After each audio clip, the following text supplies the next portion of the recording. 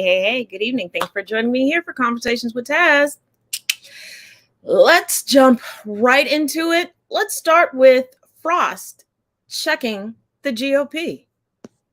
Since January 6th, these Republicans and Trump have complained about a two-tiered justice system, co-opting the language of the decades-long civil rights movement for Black lives and Black freedom, a movement that they actually are actively looking to eliminate. There is a two-tiered justice system, but it's not about Democrats versus Republicans. This language, two-tiered justice system, has a real history. And I won't accept when Republican politicians look to appropriate the language of the movement for Black lives and civil rights to fit a political agenda to defend Donald Trump. This is the two-tier justice system.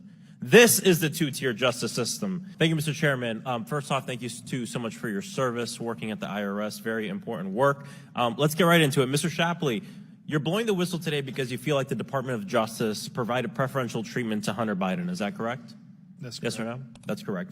And you believe that Hunter Biden received that preferential treatment because his father is the Democratic president, Joe Biden. Is that correct?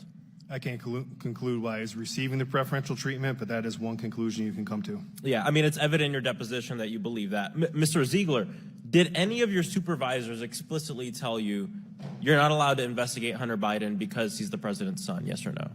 I was never told that. You were never told that, thank you. I mean, I know we're in your deposition. Did you suggest that there's some larger conspiracy at play here, which is what my colleagues on the other side of the aisle would have us believe, that there's a two-tier justice system that privileges Democrats over Republicans? This language, two-tier justice system, has a real history.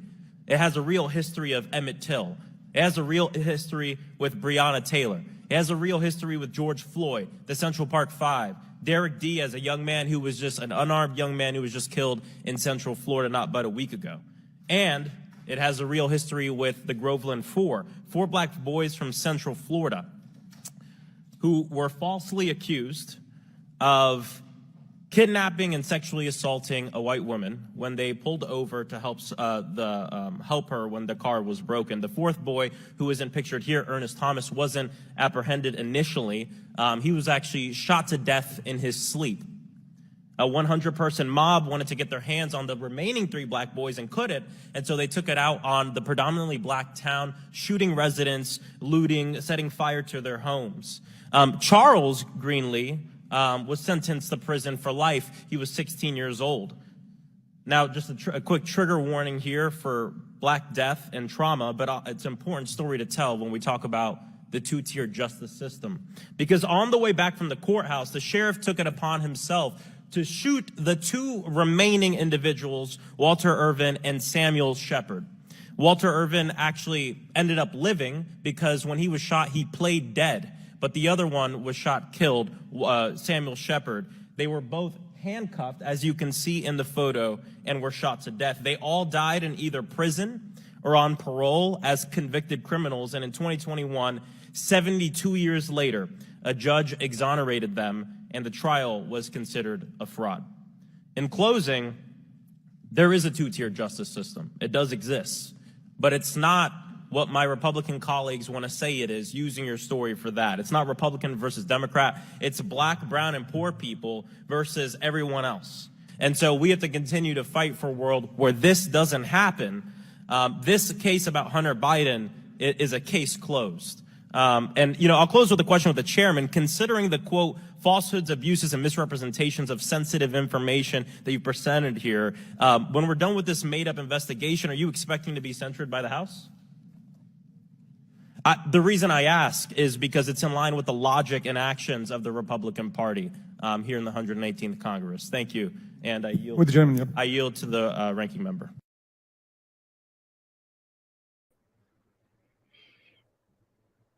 I want you to really think about something.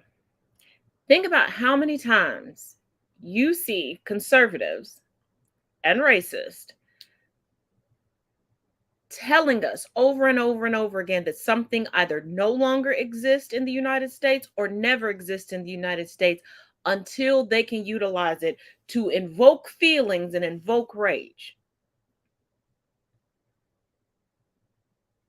Because when we brought up the two-tier justice system, as we watched the sham of the Kyle Rittenhouse case, we were told, no, that doesn't exist here.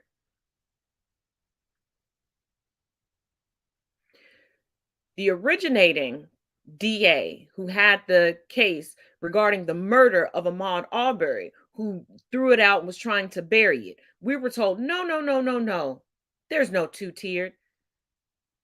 But Hunter Biden is brought in and rightfully held accountable. Now it's a two-tiered system. Trump is hauled in and being rightfully held accountable. Now it's two-tiered. When we say that this country was founded and created solely for the benefit of cisgendered, pseudo-straight, pseudo-Christian white men, we were not joking.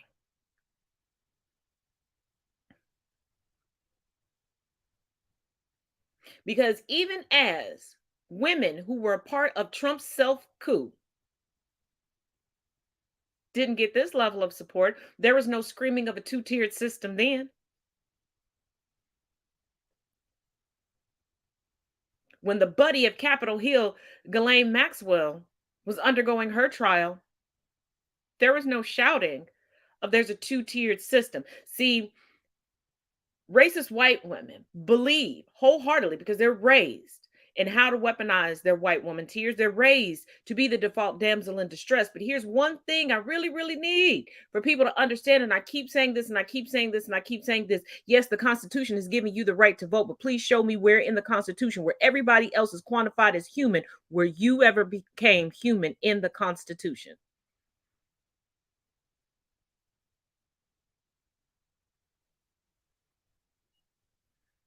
I would say I would wait, but I've been asking this question for 2 years now. See, they protect you because they need you to keep voting for them. They protect you because they need you to protect them. They need you to second the motion of their bullshit. Because even with this Jason Aldean discourse and the whole them melting over the Barbie movie and everything else, who is the most vocal? You'll see a few men here and there, but they're mostly trolling other women. But who's jumping in to protect these men? Who's jumping in to tell the rest of us that we're cuckoo-cuckoo, we're one flew over the cuckoo's nest? And speaking of Aldean, there's an Afrikaner, and for those of you all that don't know what an Afrikaner is, it's a white person living on the continent of Africa. And if you really want to get a good look at the dynamic between that, read the book Kaffir Boy. Good read. Someone who was born and raised in South Africa, who's old enough to live through apartheid, has a message that if you didn't get it before and you say you don't get it now, you get it. You just don't want to say it out loud. Hey, white people, we need to talk about Jason Aldean and his racist song and his racist video. Before you scroll on, it's not racist, and start piling into the comments, hear me out here, right? I'm South African. I grew up white in apartheid South Africa, the most formally racist society that has ever existed. We enshrined separation in law. And yet, I find these days, particularly since Trump was president, the most rabidly racist people I have ever encountered in my life come out of the United States. It is desperately sad and regressive and awful. And this is not just demonstrated in the blatantly racist pushback that black creators here on TikTok are receiving for pointing out Jason Aldean's racism and dog whistle conservative bullshit. But the fact that they have the balls, the gall, to tell black people who say this is racist, no, it isn't.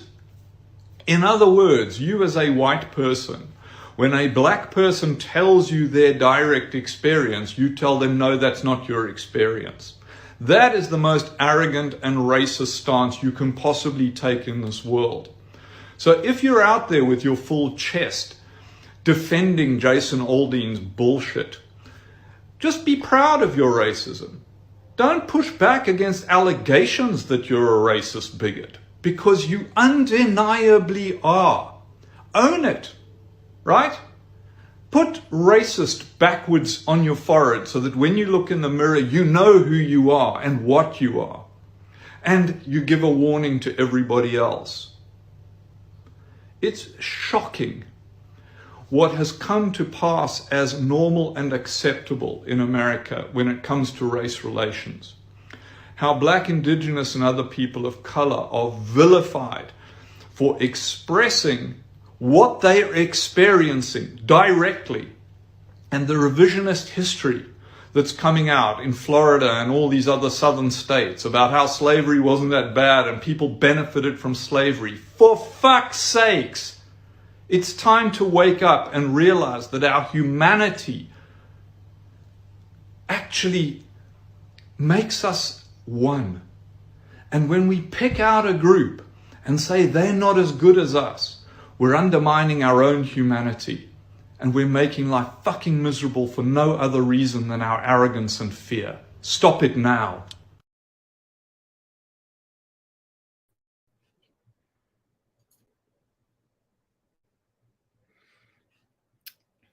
Here's my take on it. I know that the revisionist history and the whitewashing of history is meant to make it appear as if certain cultures, specifically Black cultures and Black histories, started at a certain point, and without a white savior, everyone would be so lost. Not true. I've said it before, I'm going to say it again. Only white nations suffered dark ages. When you read about the bubonic plague, where did it take place?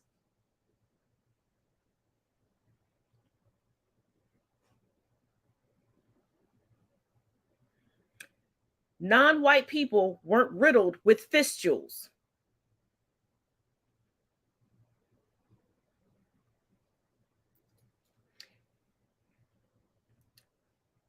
Cesarean sections came from non-white people. But this is what's really happening when you rewrite and whitewash history. You think so much that you're denigrating those that you decided you were superior to. What you're doing is denigrating and downplaying yourself, because why can't you just tout the actual accomplishments of your own ancestry, of your own lineage? You have in the process lost your own culture and your own sense of community, where before you used to be Scandinavian and Dutch and German and all of these things, and now you're just white with no community and no culture, to the point where you think a job is a culture. Saying that Vikings is my culture is like saying plumber is your culture.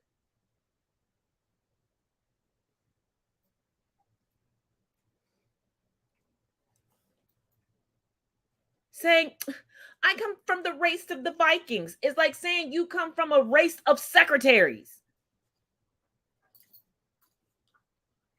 You have erased what made yourself unique, what made yourself dynamic, what could give you a sense of pride in order to own the marginalized.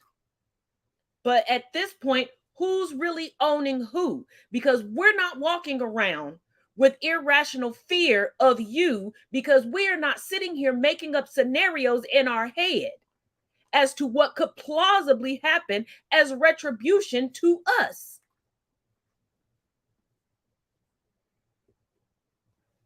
So it's about time to stop looking at things as if we're on the losing end of it because they rewrite history. Once again, white supremacy affects everyone, and white people will suffer outside of the top 1%. And even the top 1% is beginning to suffer at this point, because let's not forget, they've killed off their staunch voter base because of their lies regarding COVID. The rest of their voting base, they're slowly killing off because they're making them poor. But keeping on the same train, Fox has put their foot in it again. Let's take a look.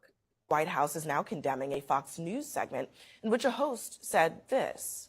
Obviously, I'm not black, but I'm Jewish. Would someone say about the Holocaust, for instance, that there were some benefits for Jews, right? While they were hanging out in concentration camps, you learned a strong work ethic, right? Maybe you learned a new skill. Did you ever read Man's Search for Meaning?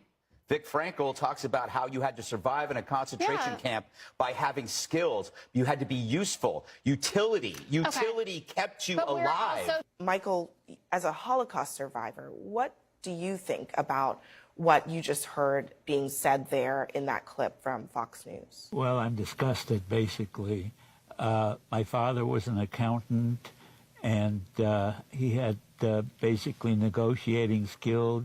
He and my brother were gassed in Auschwitz. My mother learned how to pack bullets that killed Jewish people. There were over 6 million people killed in the Holocaust, over 1 million people killed in Auschwitz. And there's no silver lining to killing 6 million people or talking about slaves and the benefits of slaves and learning and what they were doing. Fox News host should apologize. Fox News Network should apologize. There's absolutely no room for fake news like that.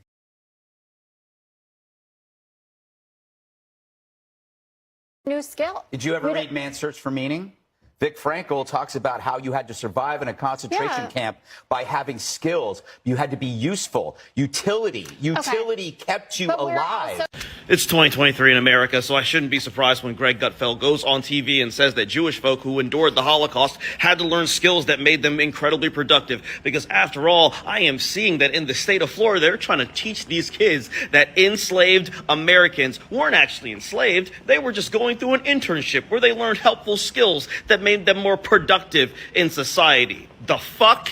You see how they're not even trying to be subtle about this shit no more, right? You see how they just do this in very, very overt ways because, quite frankly, they want to make sure that these kids don't have an accurate retelling and accounting of not only American history, but history across the pond. Because let's face it, man, the conservative right has way too many Nazis that be kicking it way too hard in there. Now, I don't know if Greg Gutfeld is a Nazi, but I don't think that Nazism bothers him. I don't know if he is a racist, but I know that racism doesn't really bother him. I don't know if he hated slavery, but I do know that he thinks that, well, it obviously couldn't have been that bad. This is what they do. They sit there and they take terrible moments in human history that affect marginalized communities, and you let enough time go by, they sit there and say, hey man, we don't got to apologize, we don't got to do no restorative justice. In fact, it wasn't even that bad. In fact, some of y'all learned skills from this. Let's say it very, very clearly. No, there was no benefit to the Holocaust. Not really. There was no benefit to American slavery. These were evil, wicked, and horrible things. Will they ask Greg Gutfeld to apologize? No,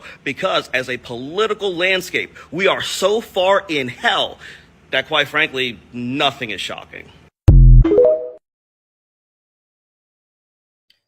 Once again, what did we learn during the firing of Tucker Carlson? And before that, the name escapes me right now, but another person a few years before. Fox News caters to profits. They also cater to their viewers. They know that their viewers are racist. And once again, what did I tell you?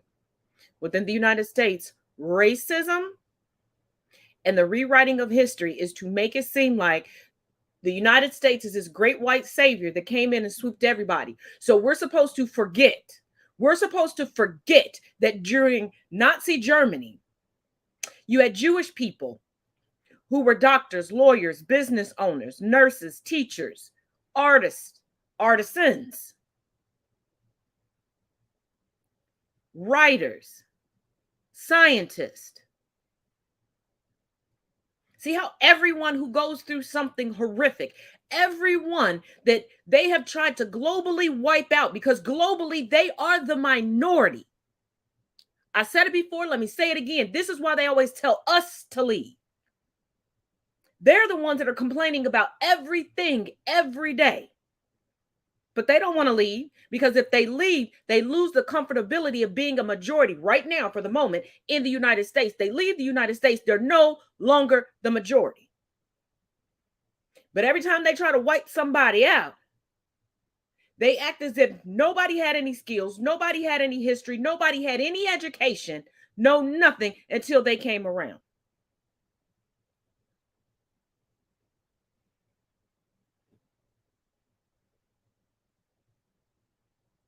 I guess this is why they're glitching right now, left and right.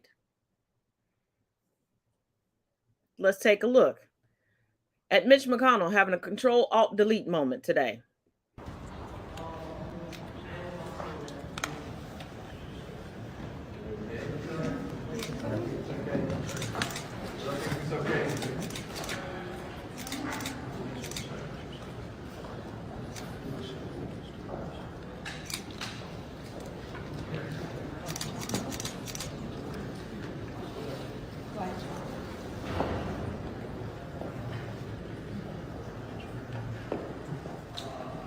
So this is the, we're coming up on the 1-year anniversary of the IRA, and of course...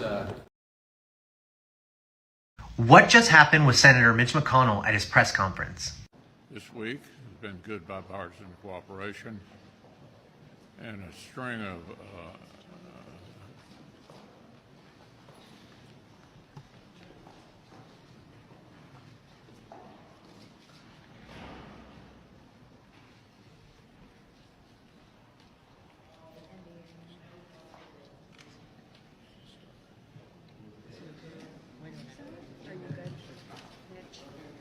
Okay, Mitch?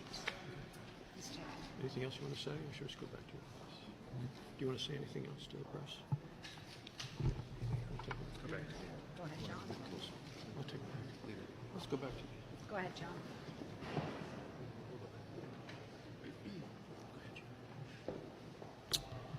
So this is the, we're coming up on the 1-year anniversary of the IRA. He did not look well. Now, I am no fan of Mitch McConnell, believe me, but I genuinely hope he's okay. McConnell did eventually come back to the press conference, and when he was asked about what had just happened, he said, quote, "I'm fine." Now imagine for a moment that what just happened to Mitch happened to Biden. How do you think the right-wing media would react? Mitch McConnell, Republican minority leader in the Senate from Kentucky, had a glitch in the matrix today. Let's take a look. cooperation and a string of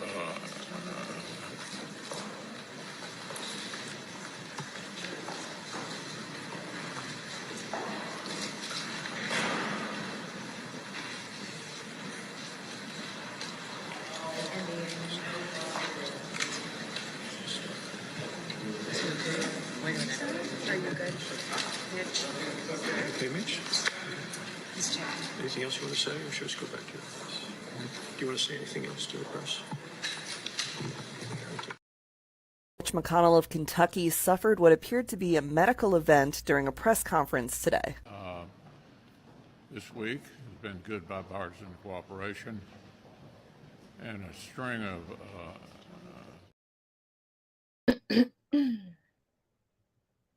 Now, before we get into possibilities, no, I don't wish ill will onto anybody, but how do we have a national retirement age that's not official, but most corporations abide by it? You see people just retired out of companies, but we don't have one for the federal government.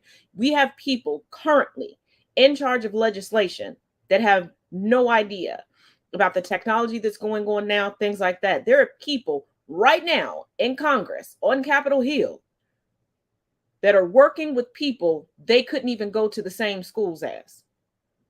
Let that sink in. But here's something. As many times as I saw people discussing this today, as it happened and throughout the day, one thing that people are missing, this isn't the first time this has happened. His team was too calm and already had a plan in place. This has happened before. This has happened before. Now, we've seen the progression of his health going down because if you remember, about 2 years ago, he showed up with blackness of the lips and some bruising on his hands. And that was before he took the tumble where he had to go into the hospital and then a rehab center and then come out. He could have had a stroke or what we used to call a standing seizure. It's time to retire. Octogenarians, it's time to retire. You don't understand the plight of anyone right now. You've been wealthy for way too long that you do not understand the common man. Hence their attacks on AOC for formerly being a bartender, but forgetting her collegiate education and so on and so forth. This can't be. If you're going to work for the people, working for the people should not put you in a position where you are so far removed from the people, you have no idea. Let's not forget about the TikTok hearings, where they're asking technological questions that they don't understand. At this point, I'm wondering how often they have to lean on staffers before they are willing to co-sign or create legislation to hit the floor. And my thing is, I didn't vote for the staffer. Did you?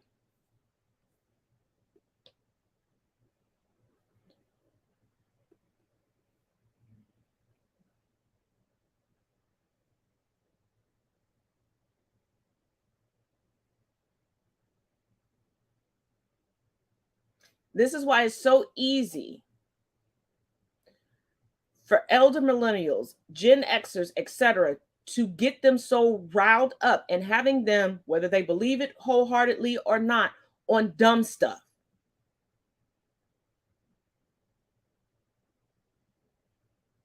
These are people who literally lived through McCarthyism. And I'm pretty sure if we look back through their history, their parents and grandparents, and probably themselves, were wholehearted. Yeah, the Red Scare, McCarthy. They have no idea who he is because they were full-grown adults by the time diversity was a thing from coast to coast. And I'm using that very loosely.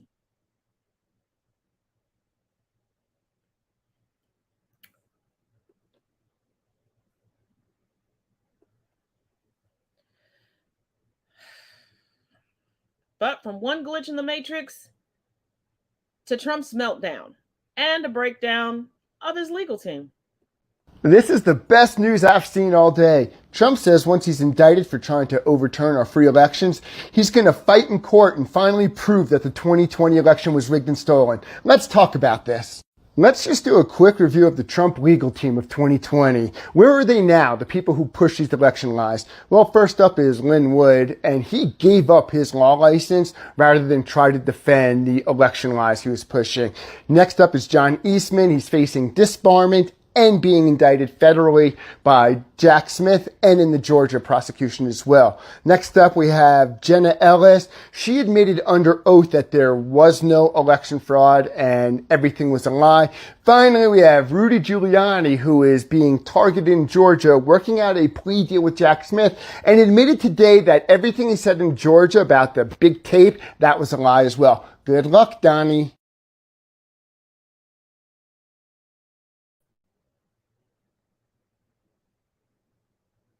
See, when push comes to shove, there is no honor among thieves. It's every man for themselves.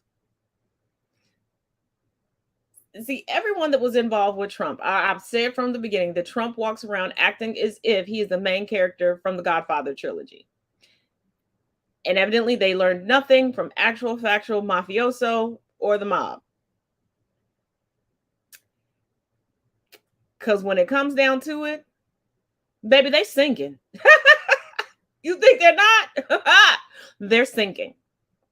You want to know why the cage bird sings? Because they're in the cage. Okay? And whatever you did with them, they want the world to know so you can be in the cage with them.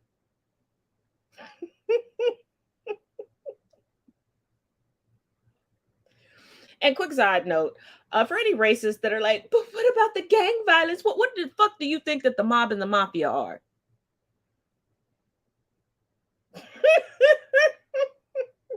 Y'all so proud to be like, you know, my grandfather used to run numbers for blah, blah, blah, and you know my. Okay. Okay. I can say one thing. At least gang members aren't dumb enough to sign up for a whole reality show and tell all the secrets while fighting on camera.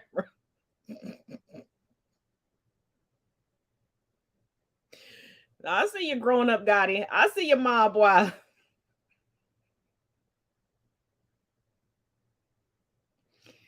Whew, don't come for me. Don't come for me.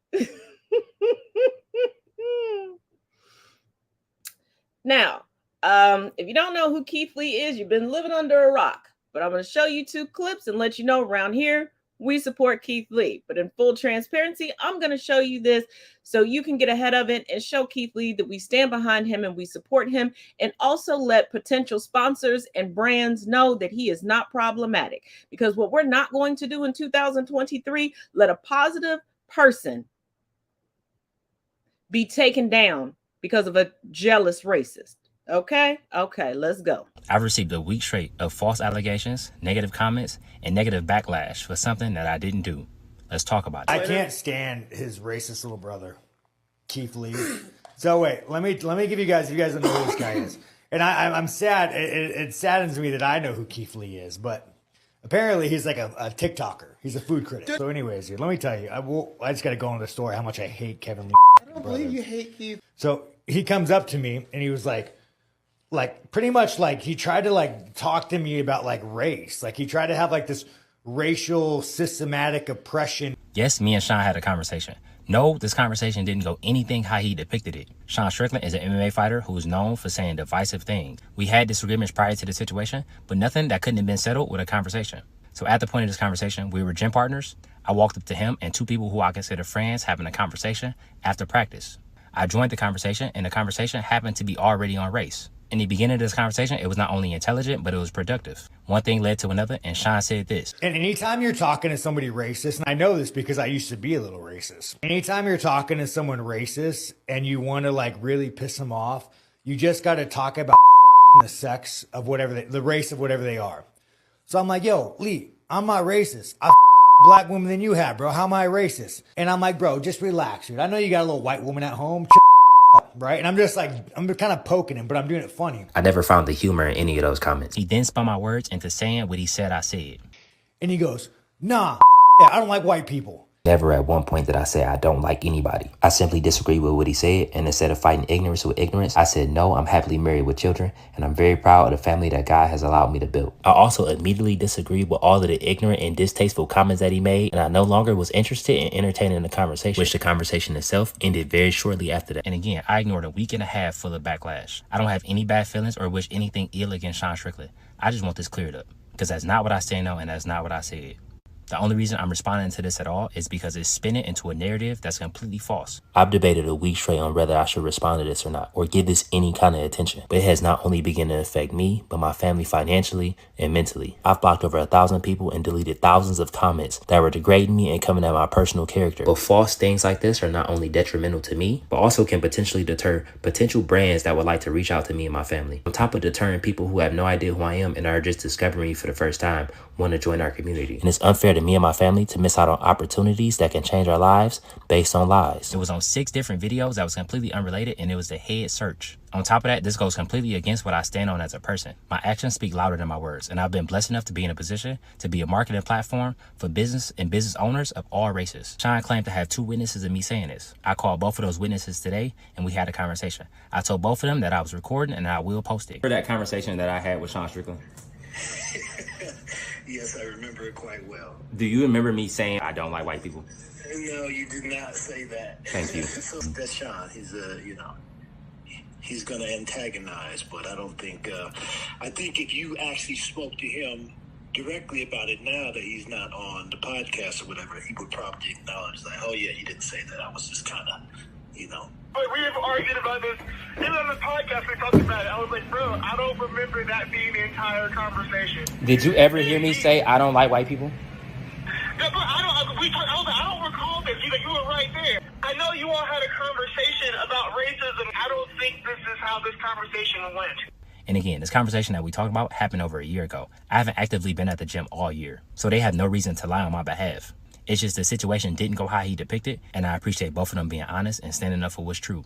In this last week, TikTok has slowly shifted to something that's not very enjoyable for me, and I don't like that. TikTok has been one of my safe havens and one of the places I come to connect with my community. At the end of the day, I just want to return back to that, eat food, take care of my family, and continue to be the person that God has called me to be for not only myself, my family, and my community. God bless you. Have an amazing day. Y'all be safe. I received a week straight of false allegations, negative comments, and negative backlash for something that I didn't do. Can't stand his racist little brother, Keith Lee. You know you done messed up, right? Anytime you're talking to somebody racist, and I know this because I used to be a little racist, we need to go back to like taking women out of the workforce, and maybe that's where we fucked up, you guys. We let women vote. No offense, but let me I want to tell you guys something. Think about America prior to women voting. They try to ban alcohol. I don't even drink, but I'm not trying to ban alcohol. So what you did, man, you let these women come in the workforce. Now we make less money. You got kids raising themselves on TikTok. We need to go back to like 1942, especially after, maybe 1958. We need to put women back in the kitchen. Only one man needs to be working. So I think as a collective man group, we need to elect somebody that's going to put women back in the kitchen, put one man working, raise the wages, and build a fucking wall. Just out of curiosity, if we going that far back, what do you want to do with the black people? He used to be racist. See, making the comments that he made, he can't get the love, the admiration, the respect that Keith Lee has earned. Let's start there. Additionally, he can't get the sponsorship deals.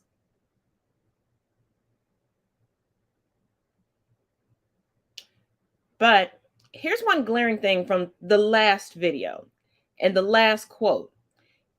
We should put one man back in the workforce. See, this goes to show the decreased capacity cranially of a racist, of a bigot, of a misogynist. Is there going to be a lottery to pull out that one man who's supposed to run the entire economy? Imagine how long the lines would be. Or how many men do you think are supposed to be in the family? How many men do you think are supposed to be in the household? Because in the 2 years that you quoted, as my granddaddy used to say, if you were hard knuckled, then you getting out the house to go work. And there was a period of time in the United States where we didn't have child labor laws. So good luck going to school. And in those times, you would be under your daddy's rule. See, we like to talk about the rule that they've always had over women's bodies and femme presenting individuals' bodies. But let's not forget how much control those daddies had over the men. You chose the career that he wanted you to choose. You chose the woman he wanted you to choose.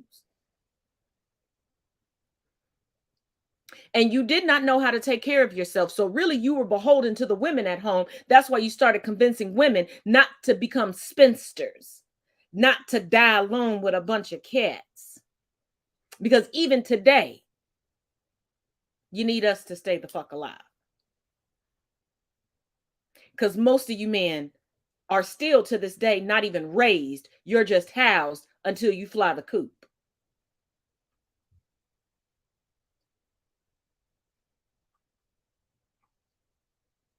But see, on one hand, as he's saying, put the woman back in the kitchen, basically keep her at home. Keith Lee's wife is a stay-at-home mother. Thank the ancestors that they have been put in a position where she can be, especially in this day and age with how they treat our children in daycares and preschools and everything else. So Keith Lee is that man going out to work. Why would you want to take away from that? Oh, that's right. The joke that is and was, because that's what it was created to be, a joke of pull yourselves up by the bootstraps. You don't like that a black man is pulling himself up by those bootstraps despite everything. So you wanted to come and clip the laces. But see, here's the thing. Those of us that stand on the right side of history have a sense of community. And this is a community that's not going to let you stand in the way of his hard work. Try if you may, try as you might. But baby, you can't fight. You don't have a bark and you definitely don't have a bite.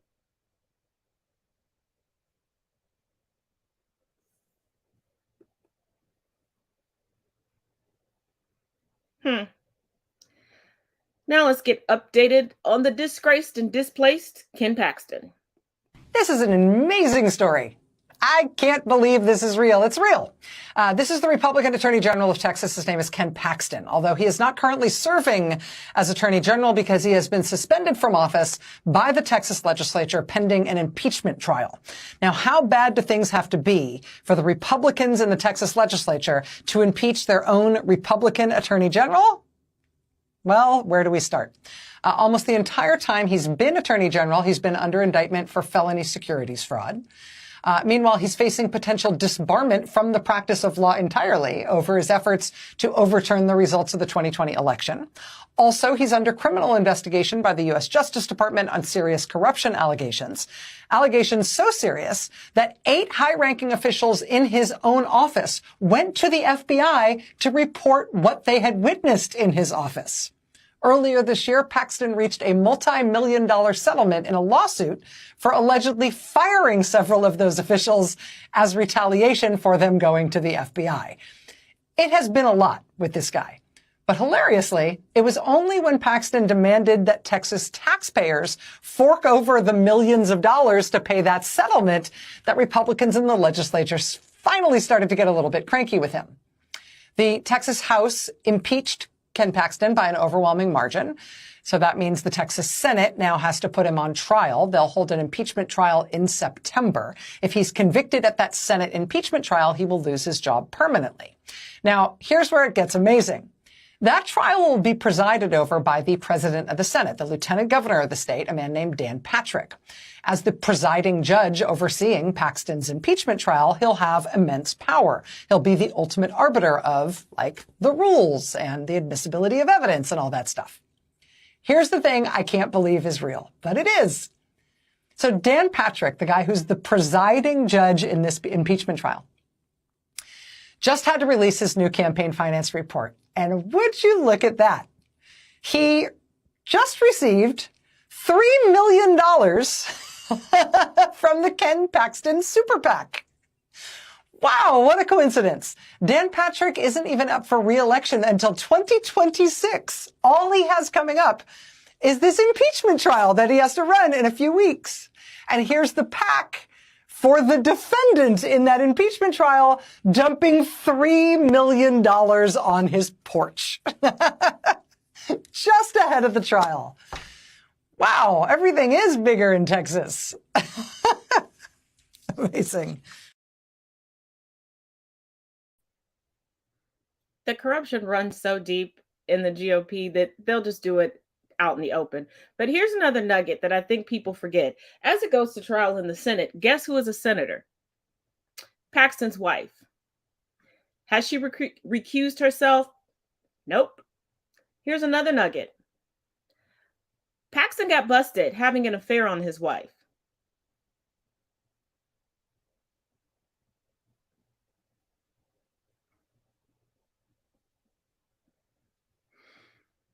Like when it rains, it pours. Every time one of them is brought to the heels, to the feet of justice, it's just raining down. Like, bruh, you knew the ramifications of these things. You had the safeguards in place, but you screwed over the safeguards you had in place. How very Trumpian of you. How very Trumpian of you. And I think at this point, when it comes to the GOP, the only person with more charges pending right now than him is Trump. But, you know, Trump wanted to be the biggest, baddest, bestest ever. He's just the biggest, baddest, bestest criminal. Non-mastermind. Now, y'all remember the first DeSantis ad? There was another one that dropped. Ad, I'm using very loosely. Let's take a look at this video. We'll talk about it on the other side, because when you think it was bad, the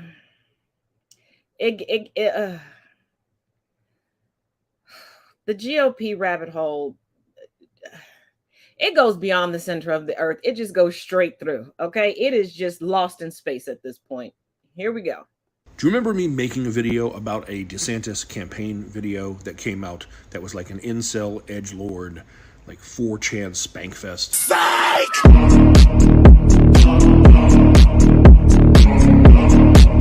Yeah, that video. And it never was like disavowed by DeSantis or his campaign, but after like a week plus, it finally was quietly deleted from the original account that posted it and also the DeSantis War Room that retweeted it. No, it was not an official DeSantis campaign video, but the rumor was that a staffer had made that video, leaked it to the Twitter page that posted it, and then had it retweeted on the DeSantis War Room. And then last week, another similar style video got retweeted, this time by a specific staffer.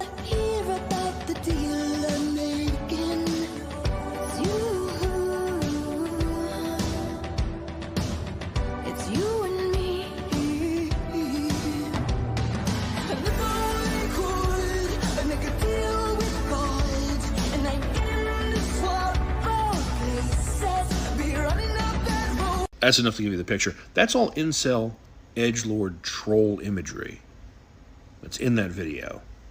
But that's not the part that caught people's attention. It's what happened at the end. You don't wanna hurt me. Let's see how deep the bullet. So for those who don't know, that symbol is called, I believe, the sun in red. It is an old pagan symbol, but it was appropriated by the Nazis. And today it's pretty much exclusively used by white nationalists and neo-Nazis. And there, it was blended into Ron DeSantis' face. So here's the thing, when your campaign retweets imagery that's often used by white nationalists, some people are going to notice. When they straight up retweet a Nazi symbol, everyone notices and starts talking about it. That's a pretty big oopsie that has to be addressed. And today, Ronnie did something. He fired 1/3 of his staff, including the speechwriter who promoted a video with Nazi imagery. Their argument is, it was not okay with us. We fired that guy for retweeting it. Only, a staffer didn't just retweet the video, he secretly made the video per a person familiar. It was then shared through DeSantis cams where the staffer retweeted it. Now you might say, okay, he was a bad dude. And when Ron DeSantis found out he was a bad dude, he let him go. He fired him. How was he supposed to know that he was going to go be shady and make these weird videos in secret? How should he have known? Maybe because it was very clear who he hired back when he hired him. DeSantis finds his voice, a Nat Cotton culture warrior who praised a prominent white nationalist. That's Nate Hotchman, who retweeted that, who allegedly also made that, who was fired today. How about you lay down with Nazi dogs? You're going to get little Nazi fleas. Sidebar, remember how there have been all these Nazis in Florida waving Nazi flags and holding up banners for Ron DeSantis? That seems to make more and more sense every single day.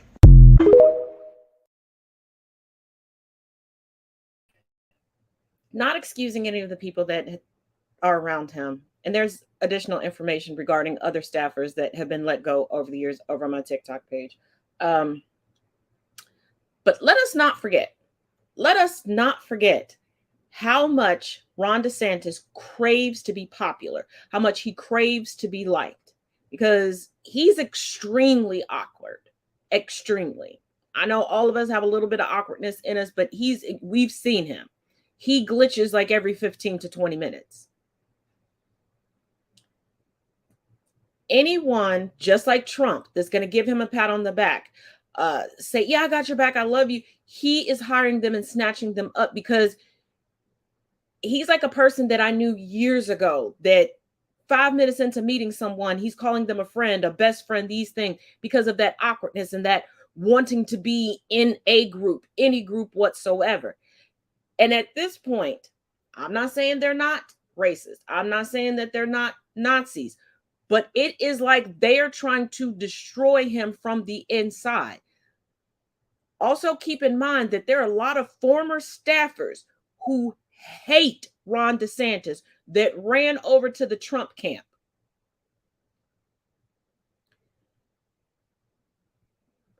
And this is what happens when you're constantly craving attention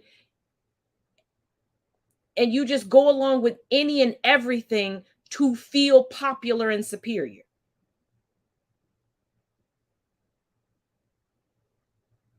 Because if Ron DeSantis truly believed all of these things, he would be fervently taking credit for everything. But every time something pops up in the news and he's questioned about it, either he's working around avoiding answering the question or the blame is put on someone else. Because we know the stage that he set for the change in the curriculum regarding Black history in Florida. And what was the first thing? I didn't have anything to do with it. The whole battle back and forth with Disney. I don't think he believes it. I think he is that awkward transfer kid that instead of sitting down and genuinely getting to know people in school, he's just like, what's the biggest crowd? I'll say the craziest things regarding whatever they believe to get in there. And that makes him even more dangerous because he's already admitted he doesn't pay attention to the polls, which means he doesn't care what his constituency needs or wants. Just whatever he sees in the bubble that he is laser focused on, he believes that's going to make him popular, that's going to make him liked, and that's what's going to get him respected. Meaning he would burn this country down quicker than Trump. Because in his mind, he's going to be the most liked, the friendly, the one with the most friends, the most popularity. I'm just waiting for the next announcement that his first book is going to be the official history textbook for the state of Florida. And if you're unaware, because I know he started his presidential campaign with a soft, unofficial, illegal, non-constitutional soft launch with his current book, that book tour. But he had a book before that. And keep in mind, he was a history teacher, a short-lived history teacher, because there were some rumors of pedophilia swarming around.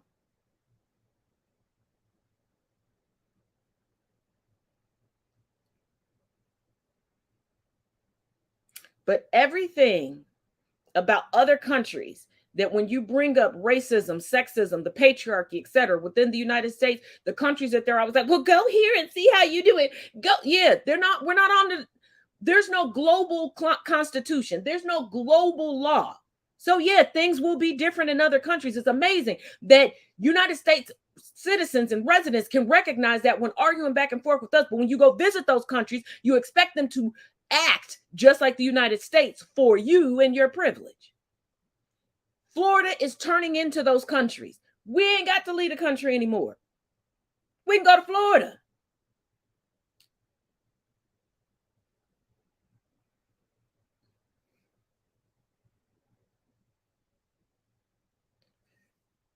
And for all the conservatives who have fucked up mother-in-laws and father-in-laws and everything else, and you've been waiting all this time for them to become permanent snowbirds and move down to one of the communities down in Florida, and now they can't afford to go. There you go.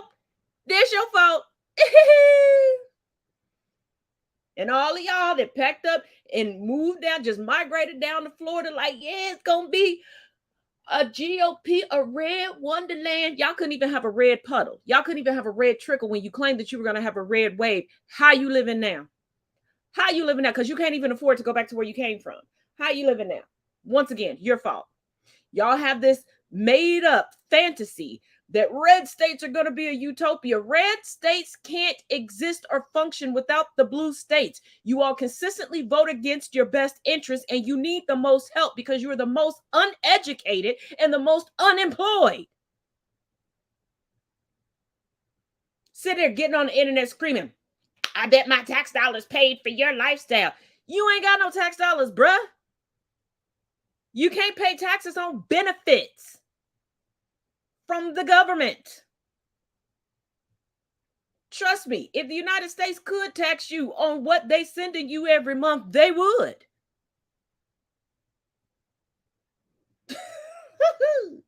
Now, if you all remember last night, I made a comment that TikTok influencer Jeff Mead was coming undone. Now, the first live I came across of his today, I wasn't able to get a screen grab of him saying this, but he's really trying to like, was it get to 10,000 or something like in a certain amount of time.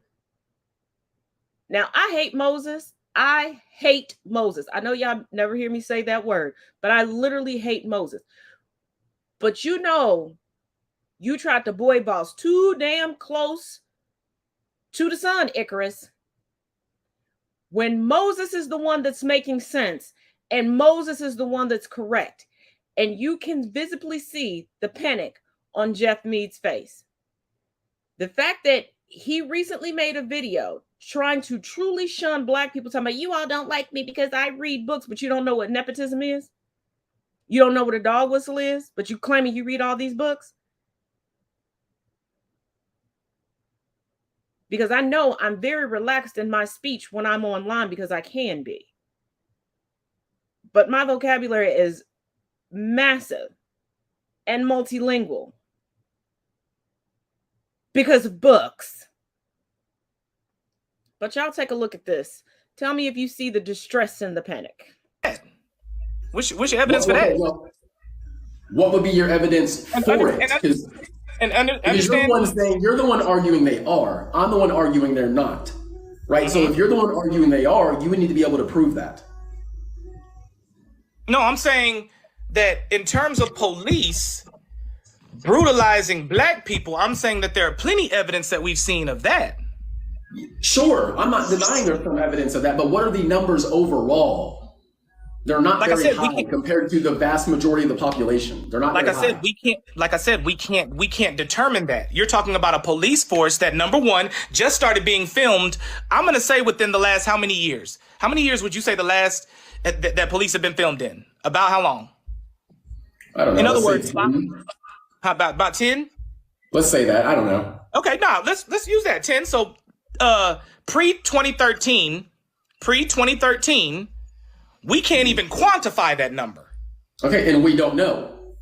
Exactly. But we do know that the police department started out not only as slave patrol, but had a history of brutalizing Black people. High profile cases to profile case. For every it's the same question I ask about Jordan. See, he's not in his chair. He's not as relaxed as he is in the videos. Did you see how tense he was? Did you see his jaw clench? And he keeps saying stuff that he's never researched. He's never looked into. It's almost like he just scours TikTok for talking points from other grifting Black conservatives and from racists and regurgitates them.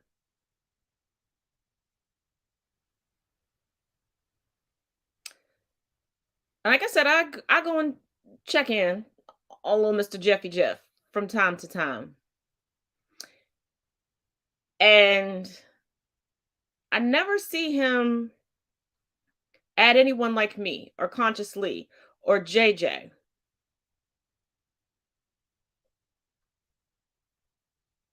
And I think because Moses has such a reputation for not being factual in other things or skewing facts, to have gotcha moments, to basically back up his misogyny, I think Jeff thought that it was going to be a softball, and it wasn't.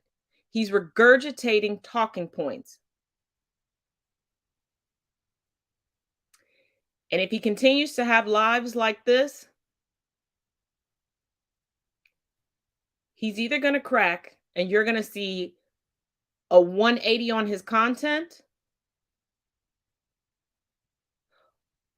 or he's going to lose followers in droves because the white people who are following him, they need him to be that Black talking point.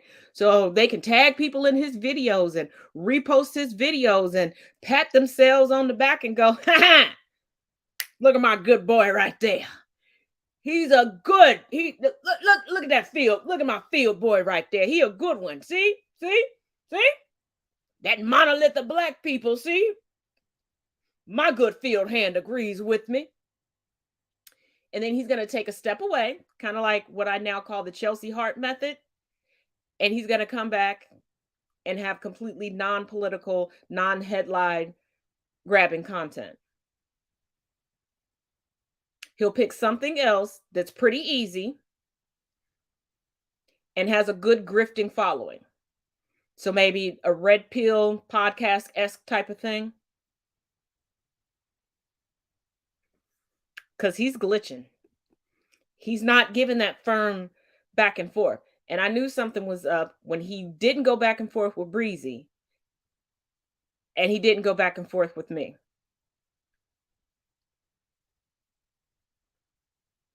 He doesn't have anything to unpack.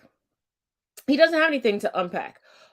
When I made a response video to him on TikTok, I reminded him, we can see you on other social media platforms. We know that you don't believe this. We know that you're grifting this. He doesn't have anything to unpack. This is part of the reason why he tries so hard to avoid the whole Justin Aldean thing until there were enough videos for him to pull talking points out of.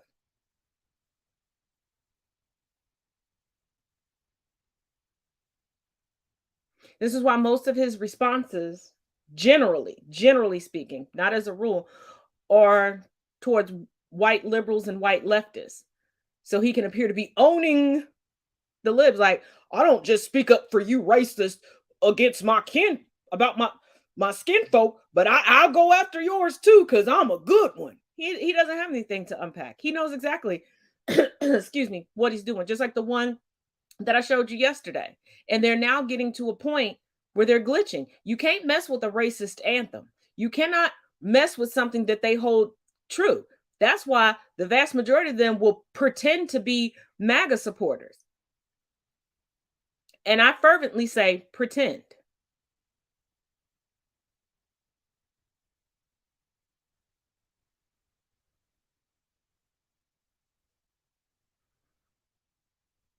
Because Jeff Mead's whole shtick is improving the Black community, but he doesn't show any successes within the Black community.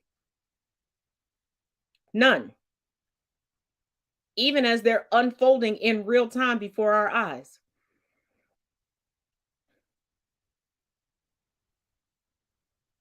But Jeff is going to have to make some changes, because I don't even know how many accounts Moses has gone through. Moses is very, very, very well unliked and despised universally online. And for him to be the voice of reason, yeah. Oh, yeah. Like I've told people, you can search his name, and Breezy Fox has a video breaking it down with old tweets, old Facebook posts, and everything else.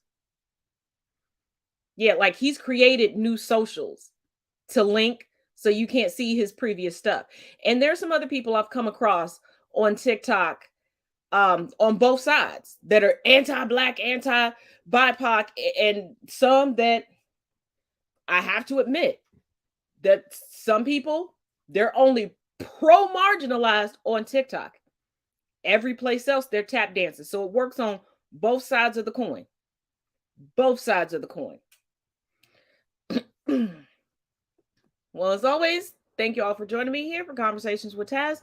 Make sure you click the link in the bio. And if you like the show, share it with some friends. I'll see you all tomorrow. And as always, each one teach one, each one reach one. See you on the other side.